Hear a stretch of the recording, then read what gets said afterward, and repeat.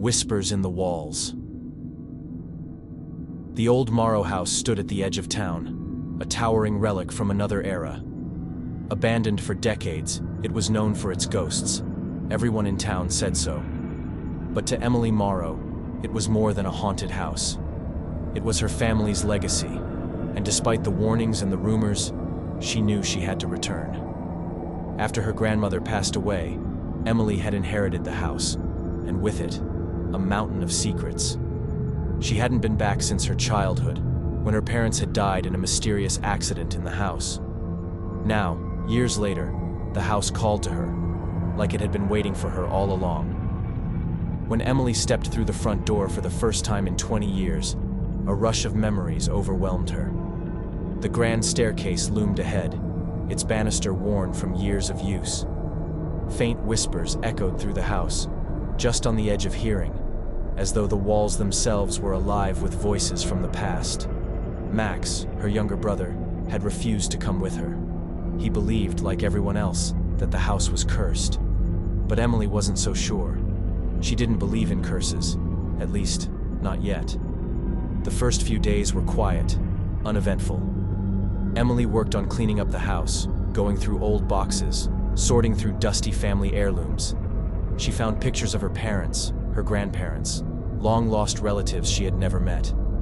But as the days wore on, strange things began to happen. Late at night, she would hear footsteps above her, even though she knew she was alone. Doors creaked open and shut by themselves, and sometimes, in the mirrors, she would catch glimpses of movement, shadows that weren't her own.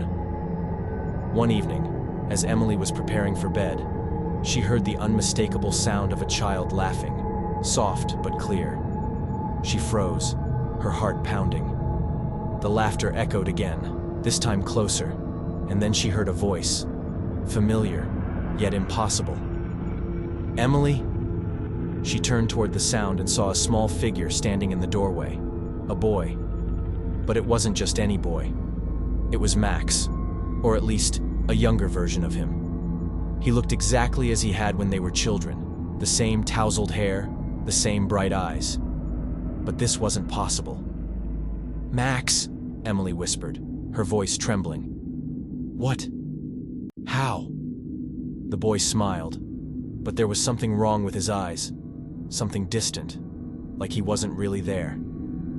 "Come play with us," he said, his voice echoing unnaturally through the room. Then, without warning, he turned and ran down the hall, disappearing into the darkness.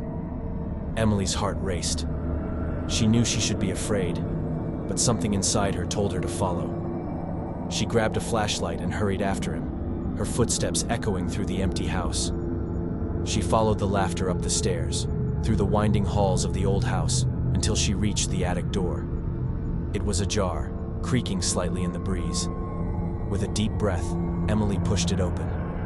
The attic was dark, save for the dim light of her flashlight. Dust swirled in the air, and the old wooden floor groaned beneath her feet. As she swept the light across the room, she saw them, ghosts, children. 2, maybe 3 of them, sitting in a circle, their faces pale and translucent. And in the center of them sat the young Max. But now his smile was gone, replaced by a look of sadness, of longing. "We've been waiting for you," one of the ghost children whispered. "We've been trapped here for so long." Emily's breath caught in her throat. "Who are you?" she asked, her voice barely above a whisper. "We are the lost," another child said. "We are the forgotten, and so are you." The words sent a chill down her spine. "What do you mean?" The children's eyes turned toward a shadowy corner of the attic. There, barely visible in the dim light, was an old, weathered chest, the kind her grandmother had always told her never to open. The air around it seemed to hum with energy, dark and heavy. Emily knew, deep down, that the key to understanding the house, her family's history, and her own pain lay within that chest. She stepped forward, her hands shaking as she lifted the lid. Inside were letters, photographs, and journals. Her grandmother's handwriting filled the pages, each one detailing a long history of sorrow, loss, and regret. Emily read about a time long before her parents' deaths, about children who had lived in the house, children who had died mysteriously over the years. The last entry, written in a shaky hand, told of a curse placed on the house long ago. It was said that the house claimed the souls of those who lived there, trapping them in its walls, bound to repeat their suffering for eternity.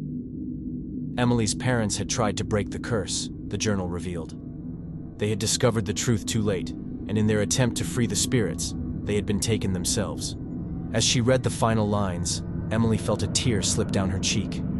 The house wasn't just haunted, it was broken. And so was her family.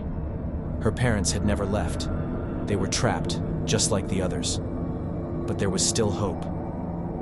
"We need you to remember," the ghostly Max whispered, stepping closer. "We need you to forgive." Emily turned to the spirits, understanding dawning on her. The curse wasn't just about the house. It was about the grief, the guilt that had festered in her family for generations. Her ancestors had suffered, and that suffering had bound them here. But there was still a chance to set things right. She closed the chest, took a deep breath, and spoke softly to the spirits. "I'm sorry for what happened to you. I'm sorry for all the pain that's been passed down. But it ends here." The spirits stared at her, their eyes wide with hope, their faces slowly softening. The air in the attic seemed to lift, as if the weight of centuries was beginning to dissolve. "I forgive you," Emily whispered, her voice breaking. "And I forgive myself." The room grew warm, and the ghosts of the children began to fade, their forms turning to light. Max smiled one last time before disappearing, his laughter echoing gently through the air. Suddenly, Emily felt a presence behind her.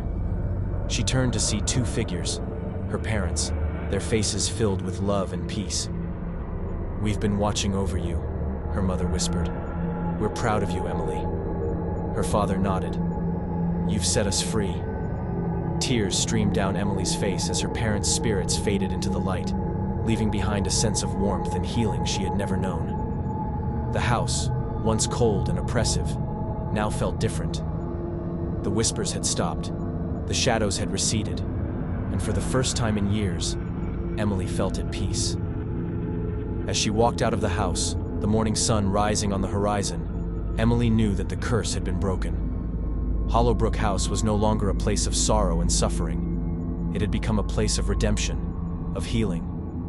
And though the house still stood, the spirits within it had found peace at last. So had she. In the end, Emily realized that the ghosts weren't just haunting the house.